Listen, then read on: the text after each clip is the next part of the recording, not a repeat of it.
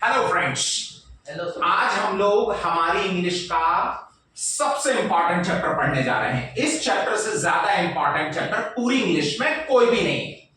Even यहां तक कि ये इतना इंपॉर्टेंट चैप्टर है, इसी चैप्टर से रिलेटेड है सारे चैप्टर्स इंग्लिश के, राइट? Got it everyone? मतलब ये पूरी पिक्चर का मेन हीरो है जो चैप्टर आज हम लोग पढ़ने जा रहे हैं। अच्छा, इस चैप्टर का नाम क्या है? Present simple. प्रेजेंट सिंपल या फिर इसी को कहा जाता है INDEFINIGE। प्रेजेंट सिंपल बोलो या प्रेजेंट इंडेफिनिट बोलो, एक ही बात है। प्रेजेंट सिंपल या फिर प्रेजेंट इंडेफिनिट। अच्छा, बचपन से पढ़ रहे हो आप लोग, स्कूल में हमेशा पढ़ाया जाता है, राइट ना? स्कूल में, कॉलेज में, जहां भी प्रेजेंट सिंपल, टेंस वगैरह तो सभी ने पढ़े होंगे। अच्छा, ये इतना इंपॉर्टेंट चैप्टर, ये पूरी इंग्लिश का मेन पिलर है, बिल्कुल the most important pillar of English. Right? आप इंग्लिश का आगे चल के कोई भी चैप्टर पढ़ोगे ना, वहां इसकी चर्चा जरूर होगी। इसमें बहुत अच्छी अच्छी बातें हैं जो आज आप लोग सीख जाओगे ना, तो आगे हमेशा काम आने वाली है। Correct everyone? अच्छा, प्रेजेंट सिंपल है, प्रेजेंट इंडेफिनिट, इसमें बहुत सरल काम बताए जाते हैं। वो काम बताए जाते हैं जिस काम को कोई व्यक्ति रोज करता है, अक्सर करता है, हमेशा करता है, या जिस काम को करने की हमारी आदत होती है। Right everyone? तो इसकी पहचान क्या होती है? वैसे बुक्स में लिखा रहता ताहे तेहे ती है, पर वो ताहे तेहे ती है नहीं होता है। करता है, करते हैं, करती है, क्योंकि ताहे तेहे ती है तो कहीं भी आ जाता है।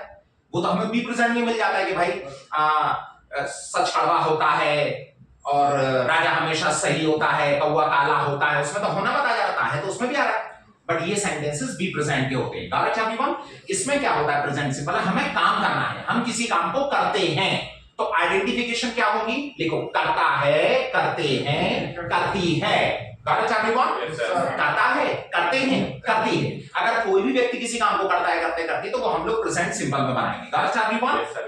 अब इंग्लिश में कैसे बनाओगे? उसका एक फार्मूला होता है। हम लोगों को सबसे पहले लिखना पड़ता है subject, then first of the main verb, then we have to use object, right? केवल 3 शब्द आपको जमाने हैं सेंटेंस में। सब्जेक्ट जमा दो, वर्ब जमा दो, और फिर लास्ट में ऑब्जेक्ट, जो बचा वो आखिरी में यहां ऑब्जेक्ट। Correct everyone? ये हो गया, हम लोग किसी काम को करते हैं। मैं इंग्लिश बोलता हूं तो आई स्पीक इंग्लिश। तुम इंग्लिश बोलते हो, you speak English.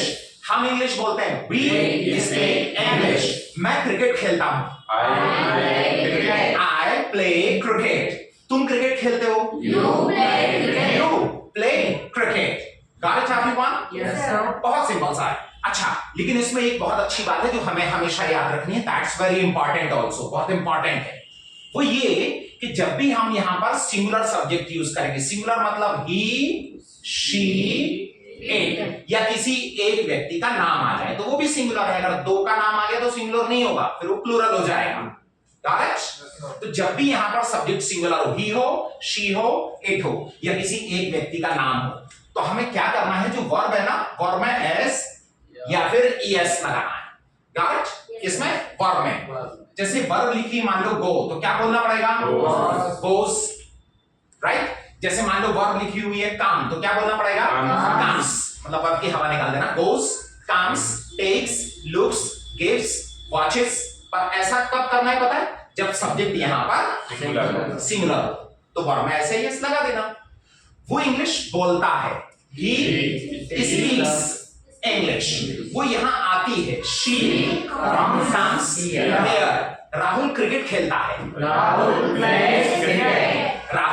Place cricket. आपको पूरी इंग्लिश में यदि किसी भी वर्ब में अगर ऐसे यस लगा हुआ मिले ना, तो आप तुरंत पहचान जाना कि ये प्रेजेंट इंडेफिनिट का है। राइट? क्योंकि आपको पता है ये जो नियम है ना, ये जो रूल है, ही शिट के साथ वर्ब में ऐसे यस लगाने का, ये पूरी इंग्लिश में सिर्फ प्रेजेंट सिंपल में होता है, इसके अलावा किसी भी चैप्टर में नहीं होता है। Correct everyone? इस बात का जब भी आपको वर्ब में ऐसे यस मिले, तुरंत पहचान जाना कि ये प्रेजेंट इंडेफिनिट का है। और इस बात को याद रखना, ये आगे चल के हमें बार बार कई चैप्टर्स में काम आएंगी ये बातें। ये जो नियम है, ये सिर्फ प्रेजेंट इंडेफिनिट का नियम है। Understand? Correct everyone? Yes sir. अच्छा, ये हो गया, हम लोग किसी काम को करते हैं। अब सेकंड फॉर्मूला बनता है नेगेटिव। भाई लोगों को मना भी तो करते हैं कि मैं हिंदी नहीं बोलता हूं, मैं क्रिकेट नहीं खेलता हूं, मैं न्यूज़पेपर नहीं पढ़ता हूं, मैं ये काम नहीं करता हूं, मैं वो काम नहीं करता हूं, किसी काम को नहीं करते हैं। राइट? इसमें नहीं को अंडरलाइन कर लो आप, तो मैं हिंदी नहीं बोलता हूं, मैं क्रिकेट नहीं खेलता हूं। अच्छा, आप लोग बहुत अच्छे से जानते हो कि हम लोग नहीं के लिए क्या करते हैं, नॉट वर्ड का यूज करते हैं, और नॉट हमेशा कहां लगाया जाता है, थर्ड प्लेस पे, राइट। नॉट हमेशा थर्ड। इंग्लिश के कुछ हिडन रूल्स होते हैं, जैसे नॉट हमेशा थर्ड प्लेस पे आते हैं, कहीं लिखा हुआ नहीं है, बट आप लोग देखना पूरी इंग्लिश में आप चेक करना, आप जब भी नॉट लगाओगे ना हमेशा थर्ड प्लेस पे आता है, राइट। अच्छा, इंग्लिश ग्रामर का एक और रूल है, नॉट हमेशा थर्ड प्लेस पे तो आता है, लेकिन हमेशा वर्ब से पहले। आप पूरी इंग्लिश में चेक करना, आप देखना जब भी आपको नॉट मिलेगा ना तो वर्ब से पहले ही मिलेगा, राइट। और लगाना कहां है, थर्ड प्लेस पे। अब देखो इसमें वर्ब से पहले लगा रहा है तो कौन से प्लेस पे आ रहा है, सेकंड, जबकि लगाना कहां है, लगाना थर्ड प्लेस पे। तो यहां तो हम लोग फंस गए। तो आप लोग जब भी मुसीबत में फंसते हो, जब भी किसी प्रॉब्लम में फंसते हो, तो किसी न किसी को मदद के लिए तो बुलाते हो ना, तो कोई ना कोई आपकी मदद के लिए आता है। तो यहां हमने दो आदमियों को बुलाया, देखो नॉट वर्ब से पहले लगाना है पर थर्ड प्लेस पे लगाना है, तो हमें किसी न किसी की हेल्प तो लेना पड़ेगी, मदद तो लेना पड़ेगी, गॉट इट। देखो first we have to use subject, फिर यहां हमने बुलाया डू और डज, राइट। इन लोगों को बताया कि भैया ऐसी ऐसी समस्या है, ऐसी कैसी समस्या है, ऐसी नहीं कि हमें वर्ब से पहले नॉट लगाना है पर थर्ड प्लेस पे नॉट लगाना है, राइट ना। तो इन्होंने कहा ठीक है कोई बात नहीं, हम यहाँ खड़े हो जाते हैं, आप हमारे पीछे नॉट लगा लो, थर्ड प्लेस पे आ जाएगा। देखते भाई कौन माइक लाल रोकता है, ठीक है। नॉट थर्ड प्लेस पे आ गया, ये सामने खड़े हो गए, इन्होंने हमारी हेल्प कर दी, नॉट थर्ड प्लेस पे आ गया। अब क्या बचा, बस of the main verb and object, right guys. देखो हमारा नॉट वर्ब से पहले भी आ गया और थर्ड प्लेस पे भी आ गया, क्लियर एवरीवन? Yes sir. अच्छा, इन लोगों ने हमारी हेल्प कर दी, जबकि आप लोग बचपन से इनका नाम सुन रहे हो, राइट ना। ये वर्ब होती है डू, डिड, डन। आपने नाम तो सुना होगा, डू, डिड, डन, ये तो वर्ब है ना। अच्छा ये वर्ब तो है, लेकिन इसने यहां पर हमारी हेल्प की, हेल्प के लिए बुलाया ना हमने, और वर्ब तो है, इसीलिए इनका नाम पड़ गया हेल्पिंग वर्ब्स, राइट। क्या नाम पड़ गया इनका, क्योंकि हेल्प कर रहे हैं और ये वर्ब तो है, इसलिए इनको बोलने लगे हेल्पिंग वर्ब्स, राइट ना। Yes sir, direct helping verb. Yes sir. अब समझ में आया हेल्पिंग वर्ब क्यों आप लोग बचपन से यूज करा, हेल्पिंग वर्ब है, समझ में आया क्यों बोलते हैं, क्योंकि इनकी हेल्प की जरूरत पड़ी। अच्छा इनकी हेल्प की जरूरत क्यों पड़ी, क्योंकि नॉट हमें थर्ड प्लेस पे लगाना था लेकिन वर्ब से पहले, तो अपन यहां फंस गए थे ना। पूरी इंग्लिश में आप यदि कभी भी इस प्रॉब्लम में फंसोगे तो ये वहां जरूर आएंगे आपकी मदद करने के लिए, इनके अलावा आपकी हेल्प करने के लिए कोई भी नहीं आता है, गॉट इट एवरीवन। ये जरूर आएंगे वहां मदद करने के लिए, ठीक है। अच्छा ये क्या लिखा हुआ है, डू, और ये क्या लिखा हुआ है, जबकि डज नाम का कुछ भी नहीं होता है, ये डू है, ये भी डू है, सिर्फ इसमें क्या लगा दिया, yes. तो डज बन गया, बाकी डज नाम का कुछ भी नहीं होता है, ये डू है, ये भी डू है, वो तो सिर्फ यस लगा दिया, राइट। yes, जैसे देखो गोज, गोज नाम का कुछ होता है क्या, भाई गो होता है, उसमें हमने क्या लगा दिया, yes. गोज बन गया। कम्स नाम का कुछ होता है क्या, कम होता है, हमने एस लगा दिया तो कम्स बन गया, गॉट इट। जैसे ये भी डू है और ये भी डू है, सिर्फ क्या लगा दिया, गॉट इट। अच्छा हम लोग एस या ईएस ये कब लगाते हैं पता है, जब सब्जेक्ट सिंगुलर होता है, जब सब्जेक्ट सिंगुलर होता है तो वर्ब में ऐसे ही एस लगाते हैं, मतलब ये शक्ल से ही दिख रहा है कि ये किसके लिए बनाया होगा, ही, शी, इट। मतलब जब भी यहां पर सिंगुलर सब्जेक्ट होगा ही शेड, तो हम लोग बोलेंगे डज नॉट, ही शेड के साथ क्या बोलोगे, डज नॉट, क्योंकि इसमें ऐसे ही एस लगाओ। अब यहां पे लग गया ना, तो वो जो वर्ब में लगाते थे वो लगाने की जरूरत नहीं है, got it everyone? Yes sir, right. अच्छा ही शेड के साथ डज नॉट, और बाकी सभी के साथ हम लोग किसका यूज करेंगे, डू नॉट। ही शेड को छोड़ के, सिंगुलर सब्जेक्ट्स को छोड़ के बाकी जो बचेंगे उनके साथ में किसका यूज होगा, डू। अंडरस्टैंड? Yes sir. अच्छा जैसे डू किसके साथ में होगा, आई, यू, वी, दे, इनके साथ में डू लगा देंगे, got it everyone? Yes sir. He she को छोड़ के बाकी जो बचता है उनके साथ में क्या लगा देंगे हम लोग, do not, got it? Yes. अच्छा वन थिंग, लेकिन जब बोलते हैं ना तो बोल चाल में क्या होता है, हम इन्हें अलग अलग नहीं बोलते, डू नॉट या फिर डज नॉट नहीं बोलेंगे, got it everyone? Yes sir. Not को क्या करो, इन दोनों में मिला लो, तो बोलने में एक बहुत अच्छी फ्लुएंसी क्रिएट हो जाती है, गॉट इट? अब कैसे मिलाओगे, देखो first we have to use, पहले क्या आएगा, सब्जेक्ट, सब्जेक्ट का सब्जेक्ट हो गया, जब डू और नॉट को मिलाओगे तो ये बन जाएगा डोंट, क्या बन जाएगा, डोंट। अच्छा डज को और नॉट को मिला दोगे तो ये क्या बन जाएगा, डजंट, राइट ना।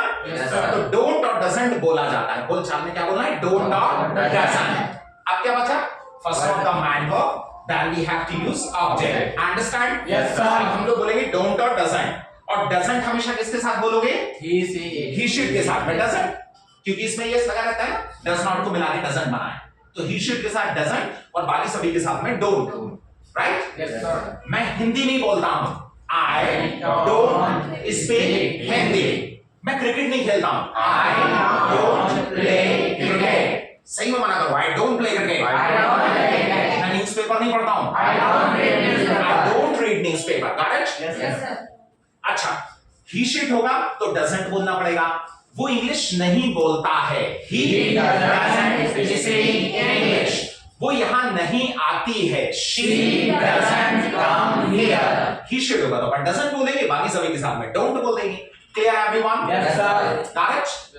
अच्छा, अब हम लोगों ने अभी दो फॉर्मूले पढ़ लिए। ये फर्स्ट वाला पढ़ा है हम लोगों ने, किसी काम को करते हैं, और सेकंड ये बन गया कि किसी काम को हम लोग नहीं करते। किसी काम को करते हैं और किसी काम को नहीं करते। फाइनली हो गया डोंट और doesn't. Got it everyone? Yes, sir. अच्छा, अब हम लोग बात करते हैं इसके इंट्रोगेटिव फॉर्मूले की। इंट्रोगेटिव मतलब होता है प्रश्नवाचक। अब हमें लोगों से क्वेश्चन भी तो पूछना है कि क्या आप इंग्लिश बोलते हो, क्या आप क्रिकेट खेलते हो, क्या आप न्यूज़पेपर पढ़ते हो, क्या आप यहाँ आते हो, क्या आप वहां जाते हो। गॉट? Yes, sir. अब क्वेश्चन कैसे करेंगे? क्वेश्चन करने में बहुत क्या किसी काम को करते हैं, इसमें क्या को अंडरलाइन कर लीजिए, राइट?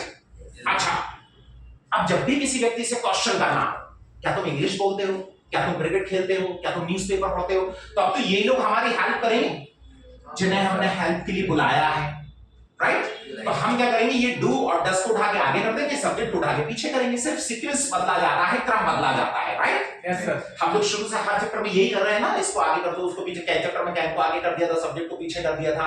मे चैप्टर में मैं आगे कर दिया था, सब्जेक्ट पीछे कर दिया था, राइट? Yes, sir. बिल्कुल ठीक उसी तरह डू और डस को हम लोग इसमें आगे करके और सब्जेक्ट को क्या करेंगे, पीछे कर देंगे। Got everyone? Yes, sir. तो देखो, इसमें सबसे पहले हमें क्या लिखना पड़ेगा? First we have to use Yes, sir. Do और डस, राइट? Yes, sir. सबसे पहले डू डस आ जाएगा, बाद में क्या आ जाएगा? Subject, then first of the man verb, then we have to use object, then question mark. Understand? Yes, sir. Got it? अच्छा, do does पहले बोलना पड़ेगा। तो बोलो do you, Do you?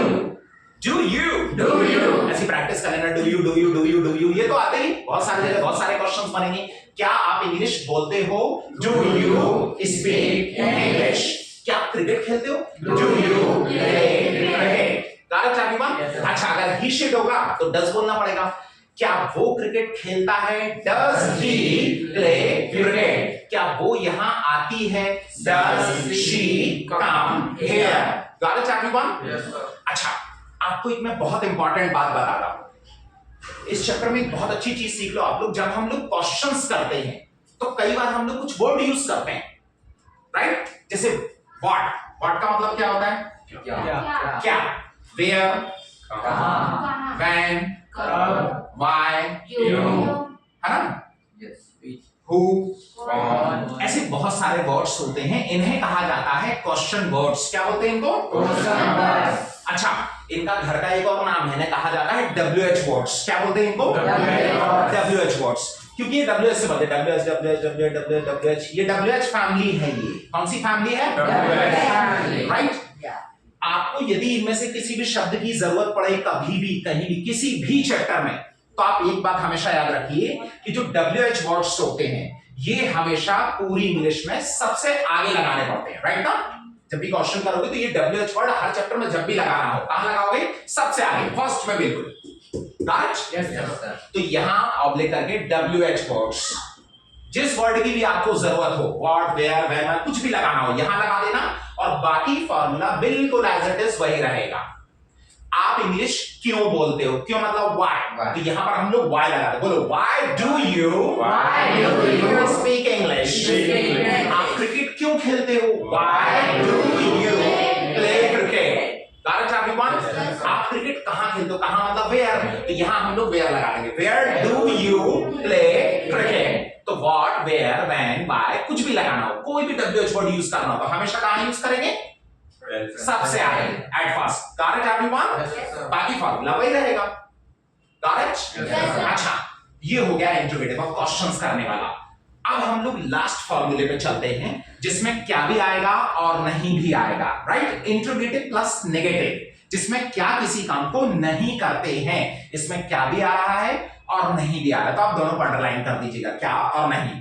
क्या तुम इंग्लिश नहीं बोलते हो? क्या तुम क्रिकेट नहीं खेलते हो? हम लोग जब डांटते हैं ना किसी को तब इसका यूज होता है। गलत एवरीवन? क्या तुम न्यूज़पेपर नहीं पढ़ते हो? क्या तुम वहां नहीं जाते हो? क्या तुम यहाँ नहीं आते हो? इसमें क्या भी आ रहा है और नहीं भी आ रहा है। ओके, अच्छा, अब हम लोग इसका फार्मूला सीखेंगे। Got everyone? देखो यहां बना लेते हैं, क्या भी आ रहा है और नहीं भी आ रहा है। जब हम लोग क्वेश्चन करते हैं क्या शब्द आता है, डूडस पहले रहता है, मतलब डूडस पहले ही रहेगा, राइट? सिर्फ क्या करना है, नहीं के लिए नॉट लगाते हैं थर्ड प्लेस पे, तो डूडस पहले रहेगा और यहां सब्जेक्ट के बाद थर्ड प्लेस पे क्या आ जाएगा, नॉट। तो पहले क्या लिखना पड़ेगा हमें, do does, then we have the subject, third place पे क्या लगा दिया, नॉट, फिर first of the main verb, then object, then question mark. Got? क्या तुम इंग्लिश नहीं बोलते हो? Do you not speak English? क्या तुम क्रिकेट नहीं खेलते हो? Do you not play cricket? क्या तुम न्यूज़पेपर नहीं पढ़ते हो? Do you not read newspaper? Got it everyone? अच्छा, वन थिंग, इसका एक फॉर्मूला और बनेगा। हम लोगों ने देखो डू नॉट को मिला के क्या बोला था, डोंट, और डज नॉट को मिला के क्या बोला था, डजंट, राइट ना? तो ये नॉट उठाओ और ले जाके इसमें मिला दो, डू में और डज में। तो डू की जगह पे क्या हो जाएगा, ये डोंट, और डज की जगह पे क्या बोलना पड़ेगा, डजंट। तो ये हो गया डोंट और डजंट। Got it? अब क्या बचा लास्ट, अब यहां पर क्या बचा, subject, first of the main verb, object, then question mark. Got it? अब हमें बोलना पड़ेगा डोंट यू, राइट? क्या तुम इंग्लिश नहीं बोलते हो? Don't you speak English? क्या तुम क्रिकेट नहीं खेलते हो? Don't you play cricket? Don't you play cricket? Got it everyone? और ही शुड होगा तो डजंट बोल देना यहां से। So easy for you. Got it everyone?